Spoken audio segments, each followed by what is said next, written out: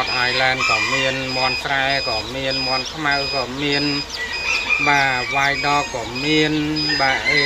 ស៊ីបក៏មានកថ្មាតក៏មានចម្រុះបាទនេះចាប់ដើមនេះញាស់តទៀតនេះឃើញបាទញាស់បន្តទៀតណាបាទបងប្រុសស្រីឃើញណាកាលណាយើងបរឹងជំនាញគឺធ្វើឲ្យយើងចំបានច្រើនជាងមុនព្រោះយើងនឹងពង្រីកភាពជឿជាក់លើការរៀបចំនឹងបានច្រើនជាងមុន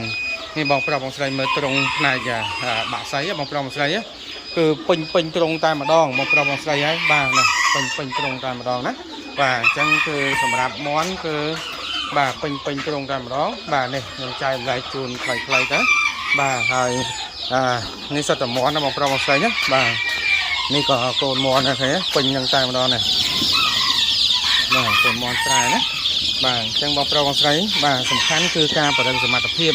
គឺធ្វើឲ្យយើងនឹងចំបានច្រើនជាងមុនធ្វើឲ្យយើងនឹងបរិជ្ញខ្លួនបានប្រសើរជាងមុនបាទហើយចំឆាប់ធំបាទនេះសិតតែកូនមន់ណាបាទនេះសិតកូនមន់បាទពេញតែម្ដងណា